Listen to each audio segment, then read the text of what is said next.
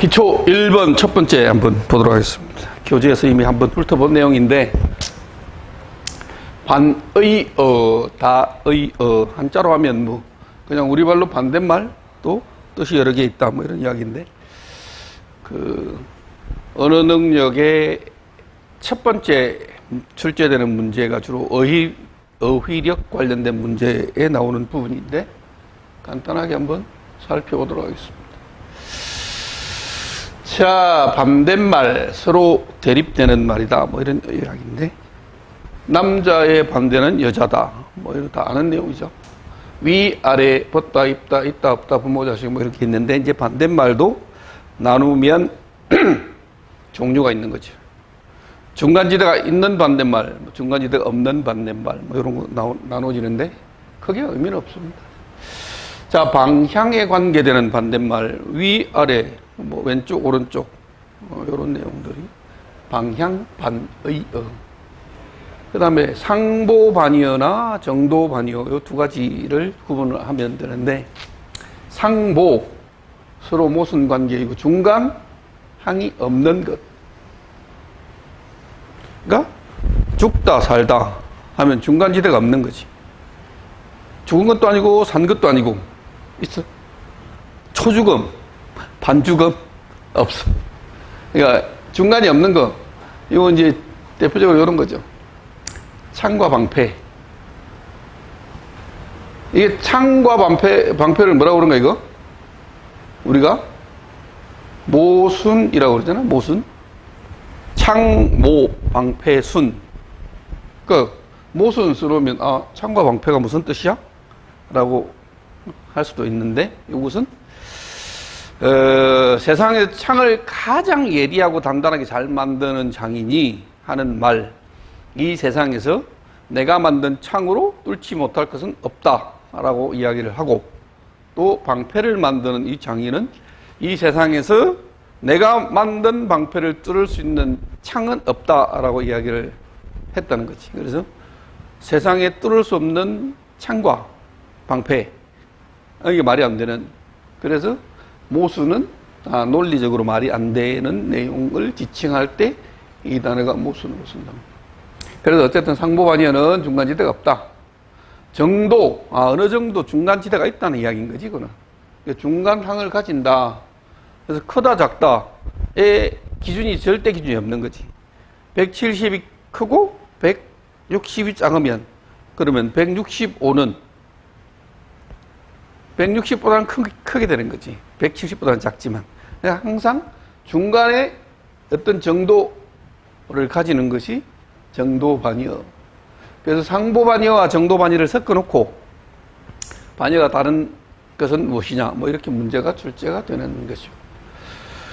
관계반의어는 부모, 자식, 남편, 아내, 상대가 있는 그런 반의어가 관계반의어다. 뭐 쉬운 내용인데 어쨌든 반대말이다.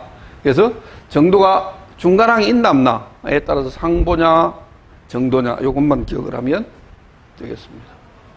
동의어, 같을 동자, 뜻의자, 뜻이 같은 말인 거지. 두 개 이상의 의미가 서로 소리는 다르나 의미가 같다. 이거로 많이 아는 거죠, 우리가. 모친, 어머니, 부친, 아버지, 뭐 색방이나 서점이나 같은 말인 거지. 그러니까 말은 틀린데 뜻이 같은 거, 뭐 이런 이야기. 여기도 이제 절대적 동의어가 상대적 동의어 두 가지로 나눌 수 있는데, 절대적 동의어는 뭐요? 얘 말고는 바꿀 수 없는 단어. 특별히 뭐 여기에 대표적인 건데, 산울림의 동의어는 메아리 말고는 바꿀 수 있는 단어가 없다는 거. 절대적 동의어. 상대적 동의어는 아버지와 아빠, 어머니와 엄마, 뭐 이런 것들 같은 의미가 있습니다. 유의어와 다의어, 이거 유사한 말이라는 거죠.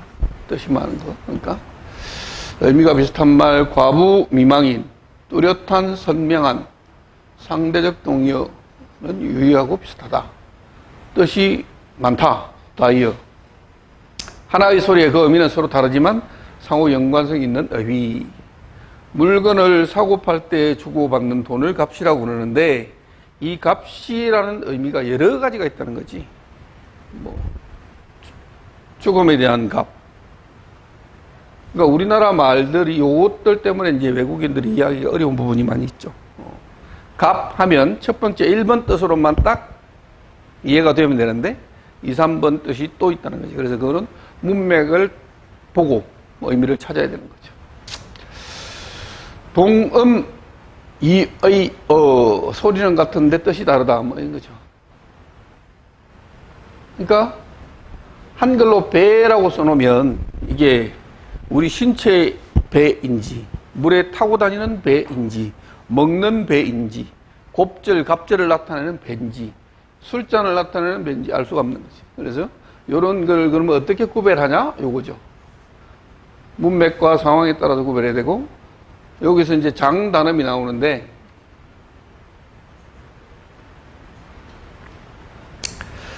주로 한자 시험에 장단음 문제가 꼭 나오는데 이제 한글에서도 장단음 문제가 2018년도 공군장교 시험 문제 한번 나왔어요.